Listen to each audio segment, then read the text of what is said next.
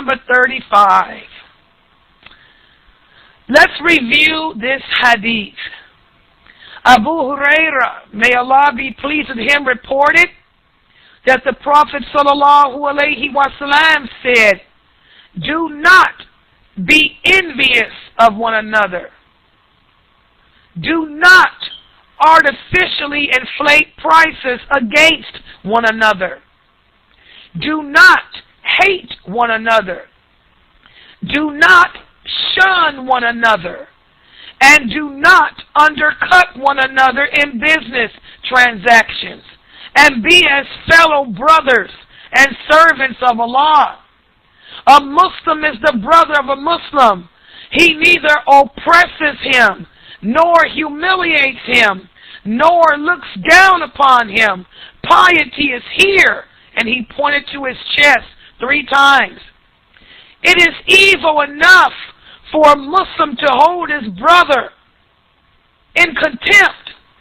All things of a Muslim are inviolable for another Muslim, his property, his blood, and his honor. Unfortunately, we Muslims have gotten away from true Islam.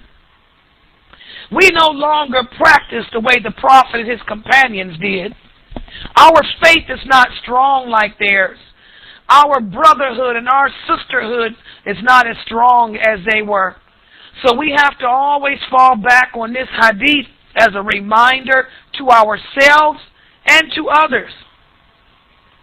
We need to understand that unity is one of the greatest objectives of Islam. And there are many verses in the Quran that urge Muslims to unite. For example, Allah says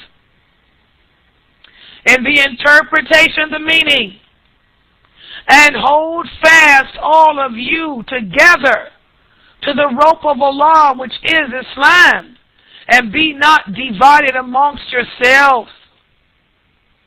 Allah orders us to do this because it's something that we're hard at doing. It's hard for us to be together because I'm going to tell you, Shaitan doesn't want to see us unified.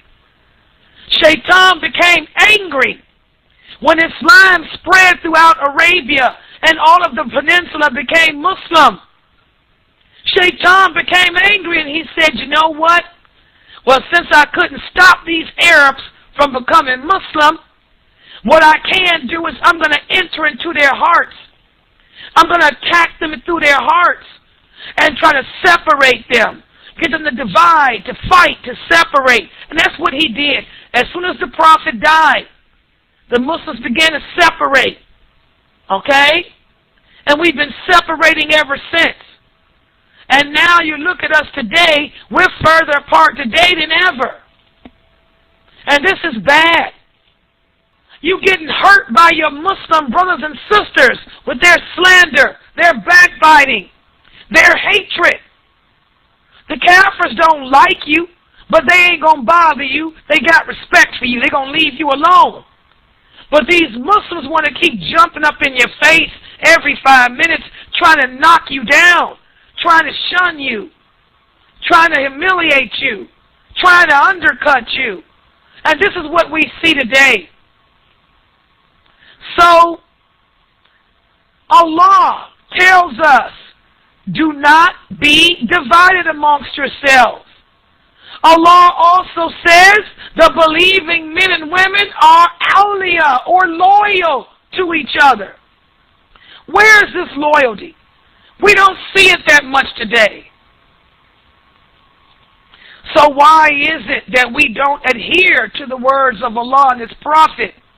Why is it that the Muslim Ummah today is so messed up to the point that Allah is sending calamity after calamity after calamity to us? So the first thing that this hadith forbids is envy. Envy. Do not be envious of one another. El-Hasid. We've talked about envy in the Tawheed class.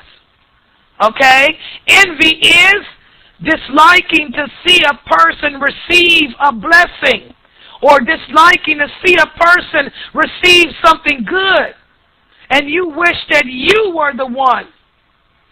You wish that he or she would lose it. That's how most scholars define envy. Understand, too, that other scholars, such as Ibn Rajab, they give an even broader definition of envy.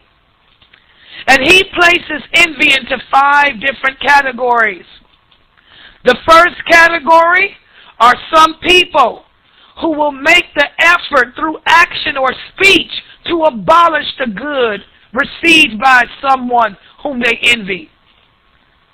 Okay? That's the first category of envy. This is when you will do everything in your power to have a person lose whatever good that they have, who you envy. The second category are others who will then try to get whatever the good is transferred to them. So they first try to take it away from you, and then they try to get it for themselves. Okay? They're jealous because you have a husband, so she's going to try to take him away from you. You come home and your girlfriend, your best friend, is sitting up married to your husband. That's the second category. The third category are people who do not make any effort by action or speech to harm the person they envy. Okay?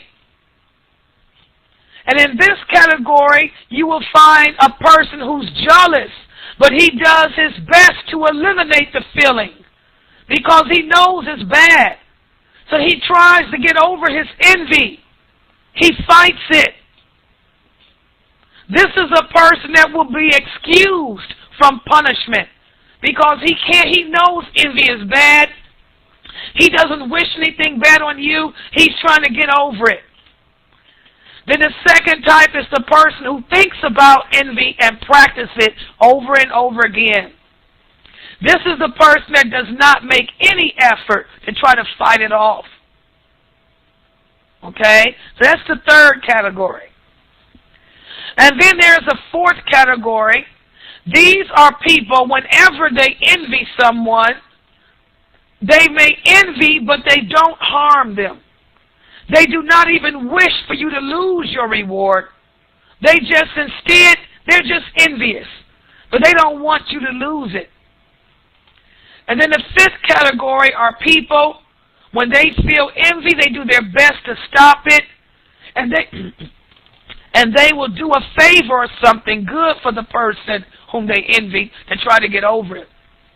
Excuse me. So those are the 5 different categories of envy. And what we need to ask ourselves is this: which category do we fall in? Do you fall in one of those categories? I hope you don't. Why is envy haram? Why is it forbidden? Well, it's forbidden because it can cause harm to others. It is a characteristic of shaitan. This is why this envy is haram. It is what destroys us as sisters in Islam.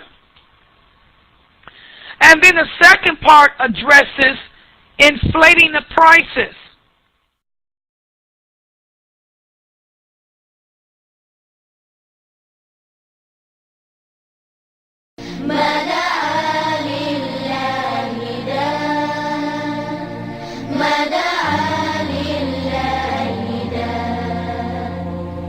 Oh, the white moon rose over us from the valley of Wada, and we owe it to show gratefulness.